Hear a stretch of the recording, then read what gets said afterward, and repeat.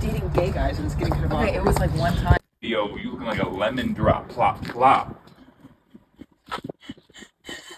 No, right? Because I've been saying... Dude, what are you...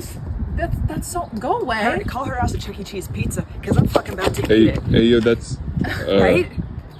You should see the relationship with her father. That's why that ass is so Okay, big. okay, come on. What are you doing? Sorry, he just made a good point. Because I keep saying if I ever get lost, just follow Daddy's snail trail back to that ass.